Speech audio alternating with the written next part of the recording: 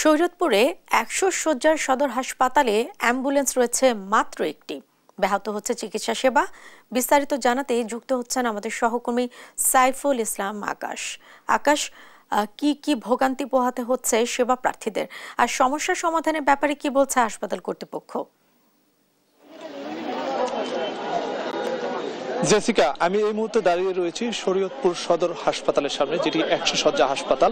প্রতিনিয়ত এখানে ২০০ থেকে ২৫০ জন রোগী এখানে চিকিৎসা সেবা নিতে আসে। সেক্ষেত্রে কিন্তু গুরুতর অসুস্থ হয়ে গেলে ঢাকায় রেফার করা হয়ে থাকে। এখানকার যারা রোগীরা রয়েছে তাদেরকে কিন্তু প্রায় ৪ থেকে ৫ জনকে এখান থেকে রেফার করা হয়। সেক্ষেত্রে তাদের সেবা নিতে হলে অ্যাম্বুলেন্স পরিবহনের প্রয়োজন হয়। সেক্ষেত্রে কিন্তু তাদের একটি অ্যাম্বুলেন্সের মাধ্যমে এই সেবাটি নিতে হচ্ছে। এখানে যদি আমরা চিত্র দেখাই, সেক্ষেত্রে কিন্তু সরকারি যে অ্যাম্বুলেন্সটি রয়েছে সেক্ষেত্রে কিন্তু মূল্য নির্ধারণ করা হয়েছে, ভাড়া ২৫০০ টাকা, টোল রাখা হয়েছে ১৫০০ টাকা।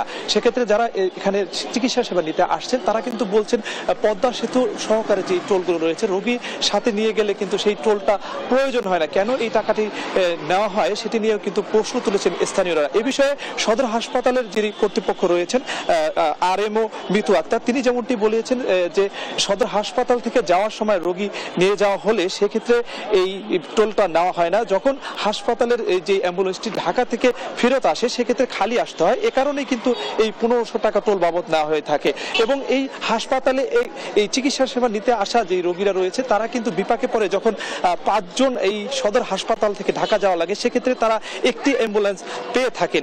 এই কারণে কিন্তু তাদের এই সরকারি অ্যাম্বুলেন্সের যে সুবিধা সেটি তারা পাচ্ছে না। পাশাপাশি কিন্তু তাদের বেসরকারি যে অ্যাম্বুলেন্স সেখানে কিন্তু দ্বিগুণ ভাড়ায় তাদের এই শরীয়তপুর থেকে ঢাকার উদ্দেশ্যে যেতে হচ্ছে। এক্ষেত্রে কিন্তু আমরা স্থানীয় যারা রোগী সেবা নিতে আসেন এবং তাদের যে স্বজনরা রয়েছেন তাদের মাধ্যমে আমরা যেটি জানতে পেরেছি যে বেসরকারি যে অ্যাম্বুলেন্স, সেই অ্যাম্বুলেন্সের এটি সিন্ডিকেট রয়েছে। সেই সিন্ডিকেটে কিন্তু কবলে তাদের পড়তে হয়, কারণ এখানে বাইরে থাকা একটি অ্যাম্বুলেন্স, সেই অ্যাম্বুলেন্সে করেই কিন্তু তাদের ৬৫০০ থেকে ৭০০০ টাকা করে এই শরীয়তপুর থেকে যেতে হয়। সেক্ষেত্রে কিন্তু তারা বেশ ভোগান্তিতে পড়তে হয়। তারা চাইলেও একটু কম বেশি যে লেনদেনের যে বিষয়টা সেই বিষয়ে কিন্তু তারা কথা বলতে পারেন না। আমরা এখানকার একজন স্থানীয়দের সাথে কথা বলার চেষ্টা করবো। আসলে শরীয়তপুর সদর হাসপাতালে যেহেতু একটি অ্যাম্বুলেন্সের মাধ্যমে চিকিৎসা সেবা দিতে হয়, সেক্ষেত্রে আপনাদের কি ধরনের সমস্যা হচ্ছে এবং এই যে অ্যাম্বুলেন্সটি নেই এ কারণে আপনার কর্তৃপক্ষের কাছে কি চাচ্ছেন?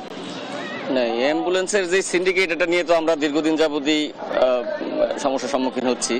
আমাদের এই জেলাতে প্রায় ১৩ লক্ষ জনগোষ্ঠী, তো ১৩ লক্ষ মানুষের জন্য মাত্র একটা অ্যাম্বুলেন্স সরকারিভাবে বরাদ্দ। তো এটা স্বাভাবিকভাবে বোঝা যায় কতটা অপ্রতুল। তো এই অপ্রতুলতার সুযোগে কিছু বেসরকারি অ্যাম্বুলেন্স তাদের সিন্ডিকেট গড়ে উঠেছে। এই ধরেন আমরা ৮টার সময় যদি একটা বেসরকারি অ্যাম্বুলেন্স ভাড়া করতে যাই, সে ভাড়াটা হয়তো ৬০০০ বলবে। এরপরে যখন ঘন্টা আগাবো, ৯টা বাজে গেলে ৬৫০, ১০টা বাজে গেলে ব্যস্তানুপাতিকভাবে বাড়তে থাকে। এই আমরা সাধারণ যেই সেবা প্রার্থী তারা আসলে এই সিন্ডিকেটের কাছে বন্দী। কিছুই আমাদের সমস্যা নিরসনের জন্য আপনারা কি চাচ্ছেন? সমস্যা নিরসনের জন্য আমরা চাই যে একটা যদি প্রাইভেট এমনিতে অ্যাম্বুলেন্সের সংখ্যা বাড়ানো, আমাদের ১৩ লক্ষ অধিবাসীর জন্য কতটুকু অন্তত পক্ষে ৩টা অ্যাম্বুলেন্স তো থাকা উচিত। এরপরে যদি বেসরকারিভাবে যে অ্যাম্বুলেন্সগুলো আছে এগুলো যদি ভাড়া যেগুলো একটা নীতিমালার অধীনে আনা হয়, সেক্ষেত্রে আমরা অন্তত একটু স্বাচ্ছন্দ্য পাই। কারণ সরকারি হাসপাতালের রেট অনুযায়ী যে এখানে লেখা আছে দেখলাম আমি, ৪০০০ টাকা হচ্ছে ঢাকা পর্যন্ত যাতায়াত ভাড়া সরকারিভাবে বরাদ্দ। কিন্তু যদি আমরা এখন ২ গুণ দিয়ে যদি আমাদের রোগী প্রাইভেট ভাবে নেওয়া লাগে ঢাকায়, তাহলে আমরা তো আসলে সাধারণ সেবা প্রার্থীরা আমরা তো হতাশ হই। ধন্যবাদ আপনাকে। শুনছিলেন এখানকার একজন স্থানীয়র কথা। পাশাপাশি আমরা কিন্তু দেখেছি ৫ই আগস্টের আগে এই অ্যাম্বুলেন্স সিন্ডিকেটের কারণে কিন্তু রমজান মাসের শেষের যে ১০ দিন থাকে সেক্ষেত্রে কিন্তু তারা ১০ থেকে ১২,০০০ টাকা করে নিয়ে থাকতো। কিন্তু এবার যাতে না নিতে পারে সেই বিষয়টাতে কিন্তু স্থানীয়রা বিশেষভাবে নজরদারিতে রাখার জন্য বলেছেন। এবং এ বিষয়ে যখন আমরা হাসপাতাল কর্তৃপক্ষের যিনি তত্ত্বাবধায়ক রয়েছেন হাবিবুর রহমান, তার সাথে কথা বলেছি, তিনি যেটি জানিয়েছেন সদর হাসপাতালের ভিতরে কোনো সিন্ডিকেট নেই এবং হাসপাতালের ভিতরে যারা সরকারি চাকরি করেন তাদের মধ্যে এ ধরনের কোনো সমস্যা নেই বলে তিনি আমাদের জানিয়েছেন। যদি এরকম কোনো অভিযোগ তিনি পেয়ে থাকেন তাহলে কিন্তু তিনি আইন আরো কঠোর ব্যবস্থা নেবেন বলে আমাদেরকে জানিয়েছে। এই ছিল শরীয়তপুর সদর হাসপাতাল থেকে সর্বশেষ।